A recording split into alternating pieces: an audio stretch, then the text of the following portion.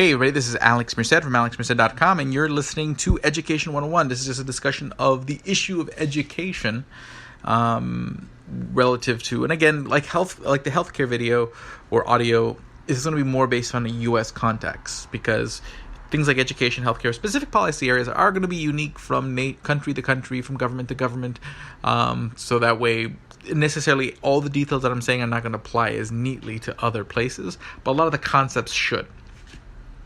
For example, why is education important?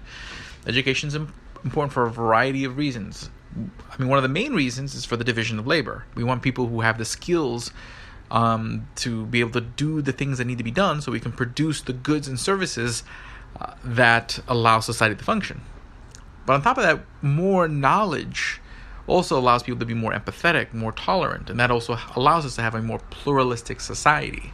Because when you understand different opinions, different ideas, different experiences, people have an easier time of coexisting. So knowledge is a couple different things. It promotes sort of a society where we can all function, so we can exchange ideas, innovate, become more productive and more connected, and have that scale of society that allows society to be better, but also allows us people to learn the skills. So to the extent that an education system prevents that from happening, prevents diversity of thought, or prevents necessary skills from being attained, that's an education system that's not working.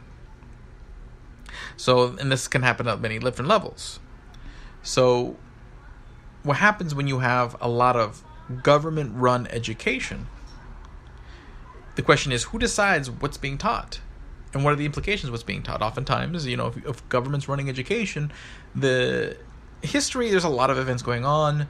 There's a lot of ways of looking at history, because facts are facts, but narrative is subjective. And oftentimes, what generally is the nature of a government-run education, they're not going to sit there and teach you, they're not going to teach you the bad side of government. They're not necessarily it's going to generally paint your traditional government institutions or history in a way that's going to paint sort of the existing institutions of power as necessary, as important, as benevolent, and that does have an impact. And oftentimes, to the extent that people may want to teach something else, they may prevent that, or they may prevent sort of what's the socially accepted topics of learning, and you end up and to prevent that, you end up centralizing what is learned more and more, and you start having a less diversity of thought. People become less able to sort of function with people who think differently than they do over time. And then that's a problem too, because it becomes more about making sure that you think the way that we think is appropriate more so than that. So that's always an issue with sort of government-run education. Then there's the issue of schooling. Okay, so basically there's government-run schools and there's non-government-run schools. So government schools, the issue is more like, okay, government's deciding what to educate and what are the implications of that. So while math is math, science is science, when you look at things like history, civics, philosophy, how that's going to be taught will be affected by who's deciding the curriculum and who are the teachers and what are sort of acceptable within the power structure. Okay. Then two, with private schools, you might have some more diversity, but at the end of the day, there's an issue with the structure of school that I think was best written about by the works of John Taylor Gatto, who was a New York Teacher of the Year, or a Teacher of the Year from New York City. I think he won Teacher of the Year like nationally. But very interesting literature he wrote about sort of, is school really preparing kids for the world when you're basically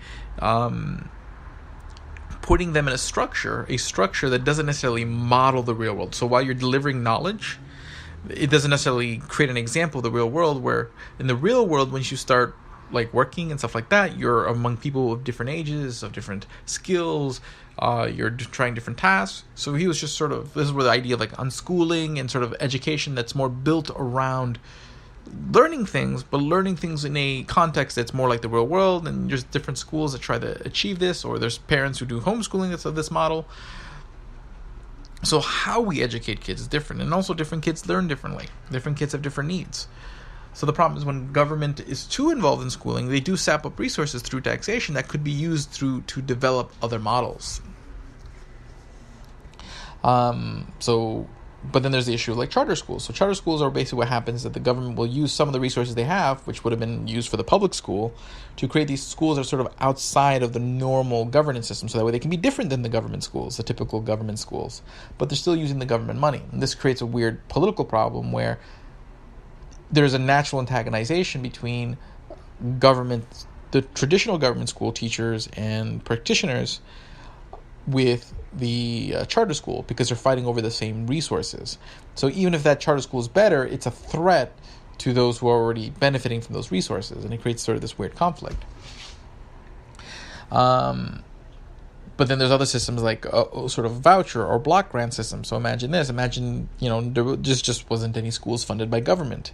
And instead, every student just got like a $3,000 check for their education. Well, then this would allow there to be a diverse, it wouldn't necessarily have to be spent on a school, it could be spent on a homeschooling network or some sort of alternative education style. But the idea is that people would have an incentive to create a business towards that price point, that whatever that voucher is. But you're still using government resources.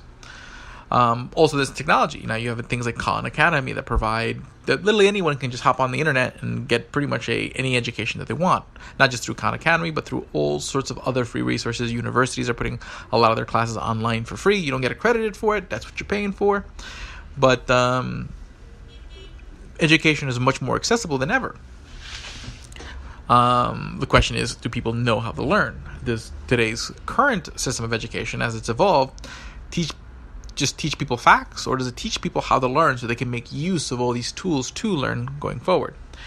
And this is kind of why libertarians generally want school choice, which goes beyond just charter schools, but just basically saying, hey, we need to allow individuals to make as many choices and have as diverse amount of choices on how they educate. So it's not just breaking and saying, hey, government needs to get out of schools, but also breaking the cultural mindset that the path always is K through 12 education, then college.